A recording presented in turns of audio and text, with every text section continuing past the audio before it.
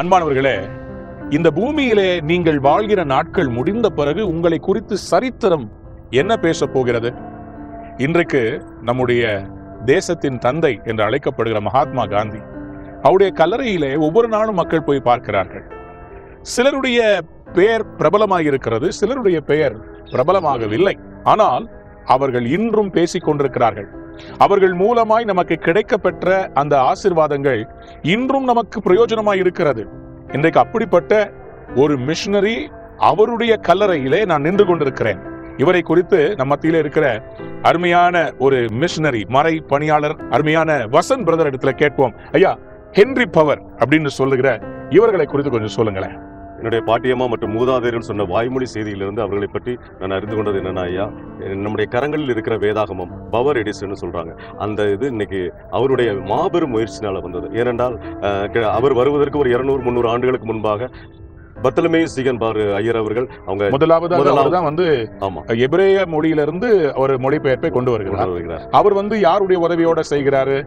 அவருக்கு தெரிஞ்ச அந்த தமிழ் படித்த சில பண்டிதர்களோட சேர்ந்து பண்ணுகிறார். அப்போ ஐயா ஹென்றி பவர் அவருடைய கான்ட்ரிபியூஷன் என்னவாக இருந்தது? எப்படி அவர் அந்த மொழிபெயர்ப்பை எப்படி சரி பண்ணினார்? அதுக்கப்புறம் அவர் அநேக தமிழ் பண்டிதர்களை வைத்து இப்போதுள்ள அந்த வழக்கு தமிழ்ல மிகவும் கஷ்டப்பட்டு உட்கார்ந்து ஒவ்வொரு பகுதியாக எடுத்து அநேக இடங்களில் உட்கார்ந்து இரவும் பகலும் உட்கார்ந்து தங்களுடைய நேரத்தை செலவிட்டு அவங்க எடிட் பண்ணிருக்கிறாங்க. ஒருவேளை இந்த வேதத்தில் கூட தூய தமிழ் இருக்காது, தெலுங்கும் தமிழ் திராவிட மொழிகளுடைய கலப்பு இருந்தால் கூட திராவிட மொழிகளுக்கு தமிழ் தானே ஆதாரம்.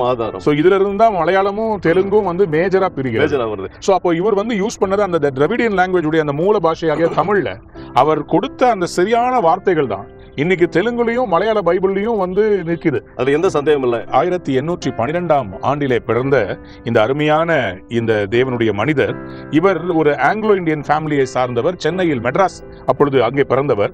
அவர் அங்கே வெஸ்லியன் மிஷனரி சொசைட்டியால 1838 அப்பாயிண்ட் பண்ணப்படுகிறார். அவர் பல இடங்களில் தஞ்சாவூர்ல ஊழியம் செய்திருக்கிறார், வேதியார்புரத்தில் ஊழியம் செய்திருக்கிறார், மெட்ராஸ்ல ஊழியம் செய்திருக்கிறார், கும்பகோணத்தில் ஊழியம் செய்திருக்கிறார்.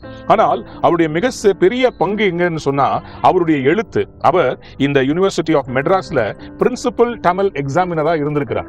அதாவது தமிழுடைய மொழியிலுடைய ஸ்காலராக இருந்திருக்கிறார். அது மட்டும் இல்ல, person on the creed, a biblical and theological dictionary, lectures on the moral law, the history of Christianity in India.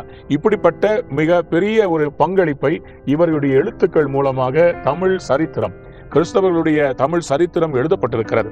அது மட்டுமல்ல, இன்றைக்கு நாம் வாசிக்கிற அந்த வேதாகமம் அது பொது மொழிபெயர்ப்புல ரொம்ப காமனா இருக்கிறத இவர் ரொம்ப கருத்தாக அதனுடைய ஆழங்கள் மறைக்கப்படாமல் வல்லமை நிறைந்த ஒரு எழுத்துக்களாக, ஏன்னா வார்த்தையில தானே வல்லமை இருக்குது, வார்த்தையால தானே அற்புத சுகம் நடக்கிறது.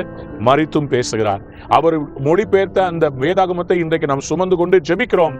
கர்த்தர் அற்புதங்களை செய்கிறார். அப்படியானால் அந்த மொழிபெயர்த்தவர்கள் எவ்வளவு கஷ்டங்களை அனுபவித்திருப்பாங்க. தேவனுடைய பிள்ளைங்க, இன்னைக்கு நீங்க கஷ்டத்துல இருக்கலாம், ஆனா ஒரு நாள் ஆண்டவர் உங்களுக்கு பிறகு ஒரு பெரிய சரித்திரத்தை உங்கள் மூலமாய் படைக்கப் போகிறார். நீங்களும் இன்றைக்கு எடுக்கிற முயற்சிகள், உங்கள் பிள்ளைகள், நீங்கள் செய்கிற ஊழியம், வியாபாரம் எல்லாவற்றையும் ஆண்டவர் ஆசீர்வதித்து சரித்திர புருஷர்களாக ஆண்டவர் உங்களை நிறுத்துவார். இந்த நாள் கர்த்தர் உங்களை பேச வைப்பார். இந்த பூமியில இருக்கிற வரையும் அவர் கொடுத்த பணிகளை செய்வோம், அவருக்காக ஊழியம் செய்வோம், மிஷனரிகளாய் நிற்போம், தேவனுடைய ராஜ்யத்தை கட்டுவோம். God bless you. Have a wonderful day.